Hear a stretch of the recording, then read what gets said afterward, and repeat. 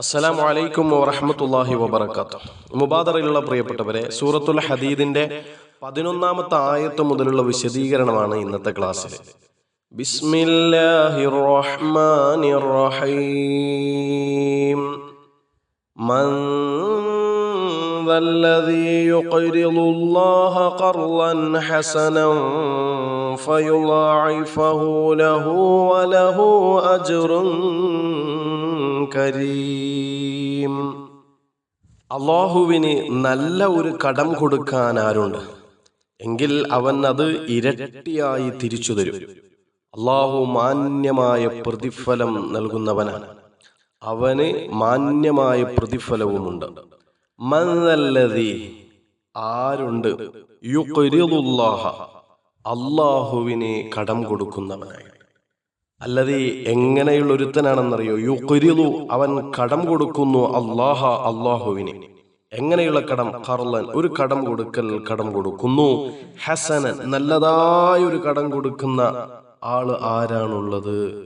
അങ്ങനെ കടം കൊടുക്കുകയാണെങ്കിൽ ഫയുളാഇഫഹു, എന്നാൽ അത് അവൻ ഇരട്ടിപ്പിച്ചു കൊടുക്കും. അല്ലാഹു ഇരട്ടിപ്പിച്ചു കൊടുക്കും. ലഹു, അവന്.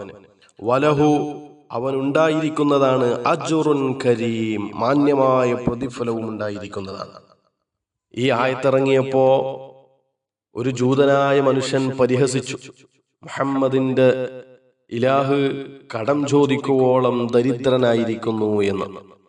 ഇത് കേൾക്കേണ്ട താമസം അബൂബക്കർ സിദ്ദീഖ് റളിയല്ലാഹു അൻഹു അയാൾക്ക് ശക്തിയായ ഒരു അടി കൊടുക്കുകയും കൃത്യമായി പ്രതികരിക്കുകയും ചെയ്തു. ഈ കടം കൊടുക്കുക എന്ന് പറഞ്ഞാൽ, അള്ളാഹുവിന് കടം കൊടുക്കുക എന്ന് പറഞ്ഞാൽ ദാനം ചെയ്യുക എന്നതാണ് അർത്ഥം. സ്വതക്ക നൽകുക, സകാത്ത് നൽകുക, അതൊക്കെയാണ് ഇവിടെ ഉദ്ദേശിക്കപ്പെടുന്നത്. അല്ലാതെ നമ്മൾ പൈസ കൊടുത്തിട്ട് ഐശ്വര്യവാനാവേണ്ട ആളല്ല റബ്ബ്. നാം സമ്പാദിച്ചത് അത്രയും അള്ളാഹുവാണ് നമുക്ക് നൽകിയത്. പിന്നെ അള്ളാഹുവിന് കടം കൊടുക്കുക എന്ന പ്രയോഗം സൂചിപ്പിക്കുന്നത് പാവപ്പെട്ടവർക്ക് ദാനം ചെയ്യുന്നതിനെ കുറിച്ചാണ്. അങ്ങനെ ഒരാൾ ദാനം ചെയ്യുകയാണെങ്കിൽ അള്ളാഹു അത് ഇരട്ടിയായിട്ട് പകരം നൽകുമെന്നാണ്. ഒരു സ്വതക്ക നൽകുന്നതിനെ കുറിച്ച്, സക്കാത്ത് നൽകുന്നതിനെ കുറിച്ച്, അതല്ലെങ്കിൽ ആ ദാനം ചെയ്യുന്നവർക്കുള്ള പ്രോത്സാഹനം എത്ര മഹത്തരമായിട്ടാണ് ഈ ആയത്തിലൂടെ അള്ളാഹു തആല വിശദീകരിച്ചു തന്നിട്ടുള്ളത്. സ്വതക്ക നൽകി എന്ന് കരുതിയിട്ട് നമ്മൾ ആരും ദരിദ്രരാവുകയൊന്നുമില്ല. നല്ല നീയത്തോടെ നൽകുമ്പോൾ ഇരട്ടിയായി അള്ളാഹു തിരിച്ചു തരുന്നതാണ്. ദുനിയാവിൽ മാത്രമല്ല, നാളെ ആഖിറത്തിലും അതിന് മാന്യമായ പ്രതിഫലം അള്ളാഹു വാഗ്ദാനം ചെയ്യുന്നുണ്ട്. ഒരാളൊരു സ്വതക്ക നൽകി കഴിഞ്ഞാൽ അതിന് 10 ഇരട്ടി പ്രതിഫലമുണ്ട് നാളെ പരലോകത്ത്. അതല്ലെങ്കിൽ 70 ഇരട്ടിയുണ്ട്, 700 ഇരട്ടിയുണ്ട്. അങ്ങനെ പല ഇരട്ടികളായി അള്ളാഹു അതിന് പ്രതിഫലം നൽകുമെന്ന് പല ഹദീസുകളിലൂടെയും ഖുർആനിന്റെ അധ്യാപനങ്ങളിലൂടെയും നമ്മെ പഠിപ്പിക്കപ്പെട്ടിട്ടുണ്ട്. സ്വതക്ക കൊടുത്താൽ ഒന്നും വെറുതെ ആവില്ല, അത് അള്ളാഹുവിന്റെ അടുക്കൽ ബാക്കിയാകും. ഖർളൻ ഹസനൻ, ഹസനൻ നല്ലതായ കടം കൊടുക്കൽ എന്നാ പറഞ്ഞത്. അഥവാ നല്ല ഇഖ്ലാസോടുകൂടി, ആത്മാർത്ഥതയോടുകൂടി, റിയാ ഇല്ലാതെ, ലോകമാന്യമില്ലാതെ, മറ്റു ഏതെങ്കിലും ലാഭേച്ഛകളില്ലാതെ, നല്ല ഉദ്ദേശശുദ്ധിയോടുകൂടി കൊടുക്കുന്ന ആ ഒരു ദാനത്തെക്കുറിച്ചാണ് ഈ സൂചിപ്പിക്കുന്നത്. അള്ളാഹുവിന് കടം കൊടുക്കാത്ത ഒരു ദിവസവും നമ്മുടെ ജീവിതത്തിൽ കഴിഞ്ഞു പോകരുത്. എന്ന് വെച്ചാൽ പാവപ്പെട്ടവന്റെ പ്രയാസങ്ങൾ നീക്കിക്കൊടുക്കാൻ ഒരു ദാനം ചെയ്യാത്ത, അള്ളാഹുവിന്റെ മാർഗത്തിൽ ചെലവഴിക്കപ്പെടാത്ത ഒരു ദിവസം നമ്മളിൽ ഉണ്ടാവരുത്. ഇനി 12ാമത്തെ ആയത്ത്. യൗമ തറൽ മുഅ്മിനീന വൽ മുഅ്മിനാതി യസ്ആ നൂറുഹും ബൈന ഐദീഹിം വബിഐമാനിഹിം ബുശ്റാകുമുൽ യൗമ ജന്നാത്തുൻ തജ്രി മിൻ തഹ്തിഹൽ അൻഹാർ ഖാലിദീന ഫീഹാ ദാലിക ഹുവൽ ഫൗസുൽ അളീം. യൗമ തറ, നീ കാണുന്ന ദിവസം, അൽ മുഅ്മിനീന, മുഅ്മിനീങ്ങളെയും, വൽ മുഅ്മിനാത്തി, മുഅ്മിനാത്തുകളെയും, സത്യവിശ്വാസികളെയും സത്യവിശ്വാസിനികളെയും നീ കാണുന്ന ദിവസം. യസ്ആ, സഞ്ചരിക്കുന്നതായിട്ട്, പായുന്നതായിട്ട്, നൂറുഹും, അവരുടെ പ്രകാശം, അവരുടെ ശോഭ, വെളിച്ചം, പ്രകാശം അത് സഞ്ചരിക്കുന്നതായിട്ട് നീ കാണുന്ന ദിവസം. എപ്പോ? ബൈന ഐദീഹിം, അവരുടെ മുന്നിലൂടെ, വബി ഐമാനിഹിം, അവരുടെ വലതുഭാഗങ്ങളിലൂടെയും. അപ്പൊ സത്യവിശ്വാസികളെയും സത്യവിശ്വാസിനികളെയും അവരുടെ പ്രകാശം അവരുടെ മുന്നിലൂടെ സഞ്ചരിക്കുന്ന നിലയിൽ നീ കാണുന്ന ദിവസം. ആ ദിവസമാണ് വിചാരണയുടെ ദിവസം, പരലോകം.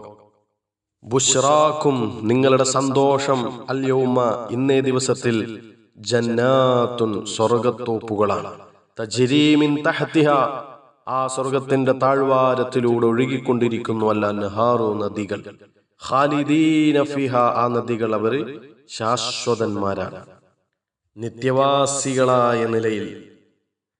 ഇന്നു നിങ്ങളുടെ സന്തോഷ വാർത്ത താഴ്ഭാഗങ്ങളിലൂടെ അരുവികൾ ഒഴുകുന്ന സ്വർഗത്തോപ്പുകളാകുന്നു, നിങ്ങളതിൽ നിത്യവാസികളാണ്.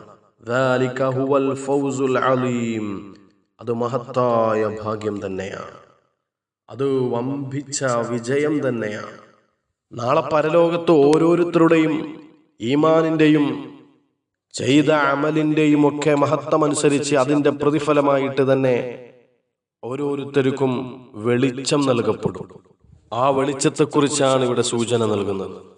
നാളെ പരലോകത്തേക്ക് കടന്നു വരുന്ന സത്യവിശ്വാസികൾ, അവരുടെ മുഖം പ്രകാശിക്കുന്നതാണ്, പ്രസന്നതയുള്ള, തെളിഞ്ഞ, വെളുത്ത, പ്രകാശപൂരിതമായ മുഖത്തോടുകൂടിയാണ് സത്യവിശ്വാസികൾ പരലോകത്തേക്ക് കടന്നു വരിക.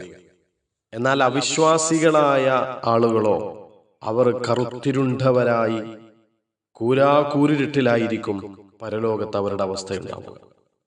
വുളു പതിവാക്കുന്നവരെ കുറിച്ച് നബി സല്ലല്ലാഹു അലൈഹി വസല്ലം തങ്ങൾ പറയുന്നുണ്ട്, വുളുവിന്റെ അടയാളങ്ങൾ കാരണമായി എന്റെ സമുദായത്തെ ഖിയാമത്ത് നാളിൽ തിരിച്ചറിയപ്പെടുമെന്ന് നബി സല്ലല്ലാഹു അലൈഹി വസല്ലം തങ്ങൾ പറയുന്നുണ്ട്. കൈകാലുകൾ വെളുത്തവരെ എന്നാണ് അവരെ വിളിക്കപ്പെടുന്നത്.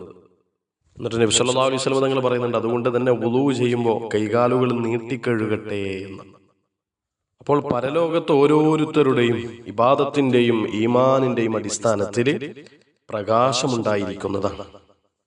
ചിലർക്ക് ആ പ്രകാശം കുറയും, ചിലർക്ക് കൂടും. അത് ഓരോരുത്തരുടെയും ഈമാനിനനുസരിച്ചിട്ടായിരിക്കും. പരലോകത്ത് വരുമ്പോ മുഖം പ്രകാശിക്കുന്നവരായിട്ട് വരണം, വെളിച്ചത്തോടുകൂടി വരണം. ഇരുട്ടിലകപ്പെട്ടു പോകുന്ന, നിരാശ ബാധിച്ചവരുടെ കൂട്ടത്തിൽ പെടരുത്. അള്ളാഹു തൗഫീഖ് നൽകട്ടെ. ആമീൻ യാ റബ്ബൽ ആലമീൻ. നിർത്തുന്നു. അസ്സലാമു അലൈക്കും വറഹ്മത്തുള്ളാഹി.